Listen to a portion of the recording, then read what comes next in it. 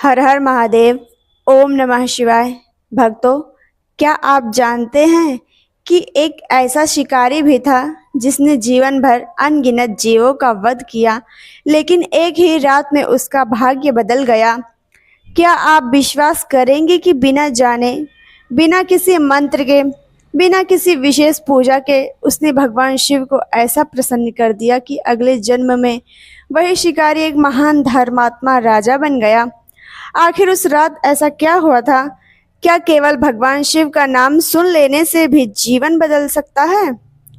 और क्यों आज भी महाशिवरात्रि पर यह कथा श्रद्धा से सुनाई जाती है? आज की कथा भगवान शिव की असीम करुणा और भक्त वत्सल स्वरूप का ऐसा प्रमाण है जिसे सुनकर आपका हृदय भी हर हर महादेव बोल उठेगा। तो आइए पूरे श्रद्धा भाव से भगवान भोलेनाथ का स्मरण करें। ओम नमः शिवाय। एक समय की बात है, प्राचीन भारत में एक धर्मपरायण और न्यायप्रिय राजा राज्य करते थे। उनका नाम था राजा चित्रभानु। उनकी प्रजा उनसे अत्यंत प्रेम करती थी। राज्य में सुख शांति और समृद्धि थी। राजा प्रतिदिन भगवान शिव की पूजा करते, दान देते और धर्म के मार्ग पर चलते। एक दिन महाशिवरात्रि का पावन पर्व आया। पूरे राज्य में मंदिरों को सजाया गया। हर ओर हर हर महादेव के जयकारे गूंज रहे थे। लोग व्रत रख रहे थे, रात्रि जागरण की तैयारी कर रहे थे और शिवलिंग पर जल, दूध तथा बेलपत्र अर्पित कर रहे थे। राजा चित्रभानु ने भी उस दिन कठोर उपवास रखा। उन्होंने अन्न और जल का ग्रहण नहीं किया। वे पूरे दिन भगवान शिव के ध्यान में लीन रहे। उसी समय उनके राज दरबार में महान ऋषि अष्टावक्र पधारे। राजा ने तुरंत सिंहासन से उतरकर उनका सम्मान किया, उनके चरण धोए और आदर पूर्वक उन्हें आसन पर बैठाया। ऋषि अष्टावक्र ने देखा कि राजा अत्यंत श्रद्धा से उपवास कर रहे हैं। उन्होंने मुस्कुराकर पूछा, राजन, तुम इतने नियम और श्रद्धा से महाशिवरात्रि का व्रत क्यों करते हो? क्या इसका कोई विशेष कारण है? राजा कुछ क्षण मौन रहे। उनकी आंखों में एक अनोखी चमक दिखाई दी। फिर उन्होंने विनम्र स्वर में कहा, भगवान, इस व्रत का रहस्य केवल इस जन्म का नहीं है। इसका संबंध मेरे पिछले जन्म से है। यदि आप अनुमति दें तो मैं आपको अपने पूर्व जन्म की वह अद्भुत घटना सुनाना चाहता हूँ जिसने मेरे पूरे भाग्य को बदल दिया। ऋषि अष्टावक्र ने उत्सुक होकर कहा, राजन, अवश्य सुनाओ। भगवान शिव की महिमा सुनना ही सबसे बड़ा पुण्य है। राजा ने गहरी सांस ली, जैसे उनके मन के द्वार खुल गए हों। वे बोले, हे मुनिवर, पिछले जन्म में मैं कोई राजा नहीं था। न मेरे पास धन था, न सम्मान। मैं एक निर्धन शिकारी था। मेरा जीवन जंगलों में भटकते हुए बीतता था। परिवार का पालन पोषण करने के लिए मैं प्रतिदिन पशुओं का शिकार करता था। मुझे यह अभी नहीं पता था कि भगवान शिव कौन है, पूजा क्या होती है और भक्ति किसे कहते हैं। लेकिन एक रात, ऐसी रात आई जिसने मेरे जीवन का अंधकार हमेशा के लिए समाप्त कर दिया। यही वह रात थी जिसने एक पापी शिकारी को भगवान शिव का कृपा पात्र बना दिया। फिर राजा चित्रभानु ने अपनी कथा आगे बढ़ाते हुए कहा, हे मुनिवर, मैं पिछले जन्म में एक निर्धन शिकारी था। मेरा पूरा परिवार मेरे शिकार पर ही निर्भर था। यदि मैं एक दिन भी शिकार न करता तो घर में चूल्हा नहीं जलता। यही कारण था कि मेरा मन कभी धर्म, पूजा या भक्ति की ओर नहीं गया। एक दिन महाशिवरात्रि का पावन पर्व था, लेकिन मुझे इसका कोई ज्ञान नहीं था। उस दिन भी मैं धनुष बाण लेकर जंगल की ओर निकल पड़ा। सुबह से शाम तक जंगल में भटकता रहा, पर आश्चर्य की बात यह थी कि मुझे एक भी शिकार नहीं मिला।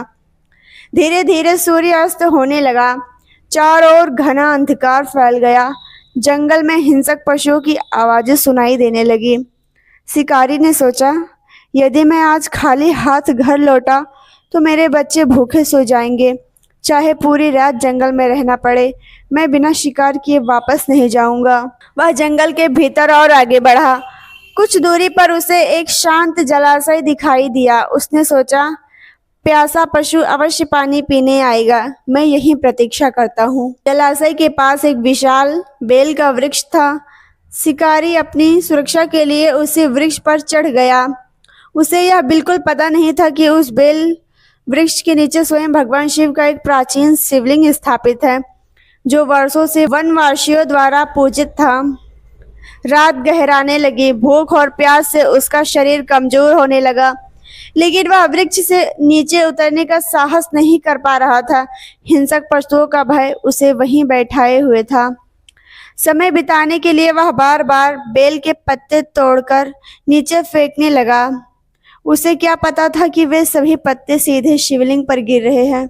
उसने पूरे दिन कुछ भी नहीं खाया था। इस प्रकार अनजाने में उसका महाशिवरात्रि का उपवास भी हो गया और पूरी रात जागते रहने के कारण उसका शिवरात्रि का रात्रि जागरण भी पूर्ण हो गया। भगवान शिव बड़े ही भोले हैं। वे केवल भाव देखते हैं, दिखावा नहीं। शिकारी को इसका कोई ज्ञान नहीं था, लेकिन उसकी हर क्रिया भगवान शिव की पूजा बनती जा रही थी।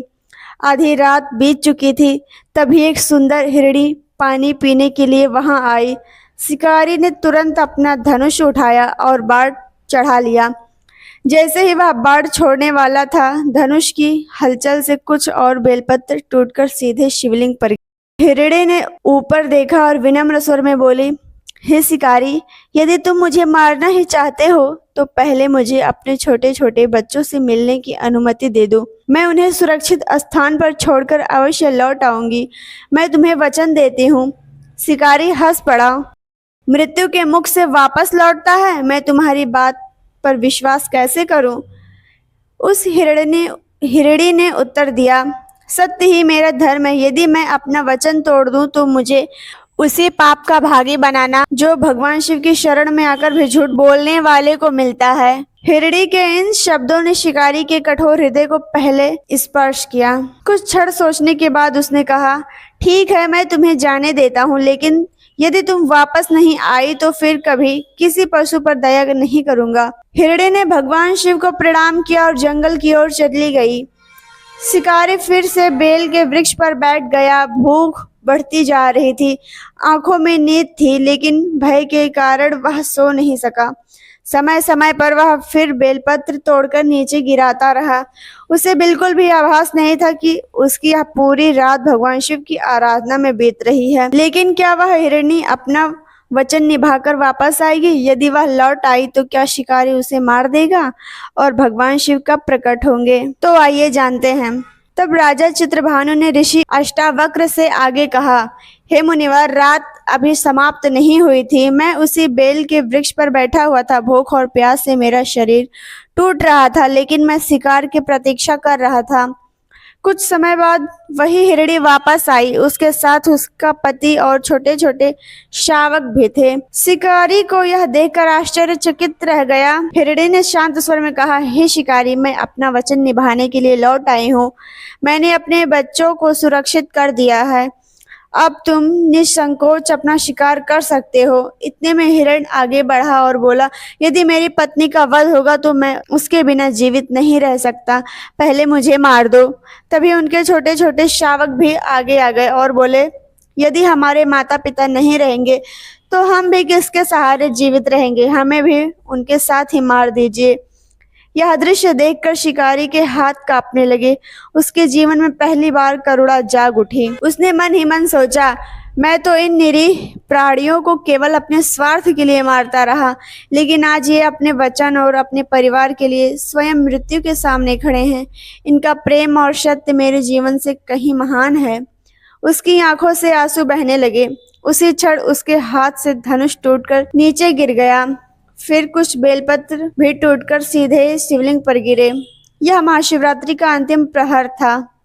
अनजाने में शिकारी से चारों प्रहर की पूजा पूर्ण हो चुकी थी।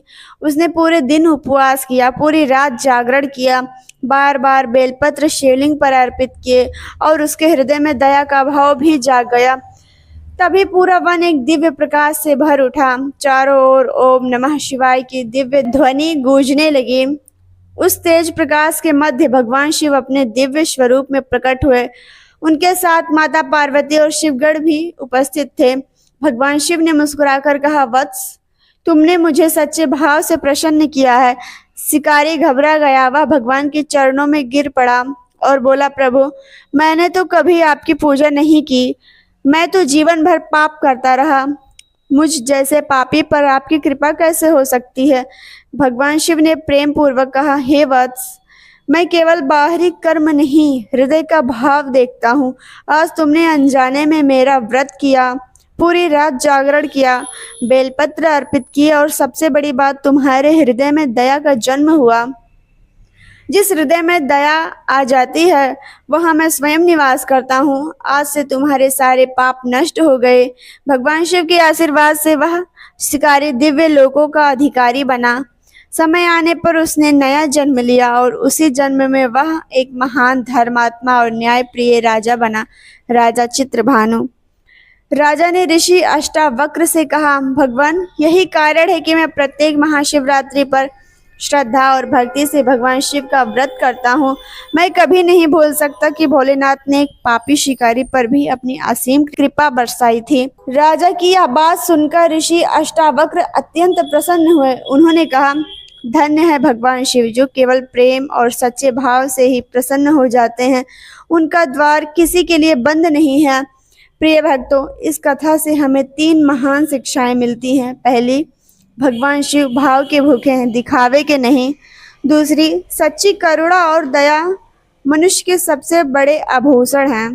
तीसरी, यदि सच्चे मन से भगवान शिव का स्मरण किया जाए तो वे सबसे बड़े पापी का भी उद्धार कर सकते हैं। यदि आपको यह कथा पसंद आई हो तो कमेंट में अवश्य लिखें, हर हर महादेव। और भगवान शिव की कृपा पाने के लिए इस कथा को अपने परिवार और मित्रों के साथ अवश्य साझा करें। ओम नमः शिवाय। हर हर महादेव।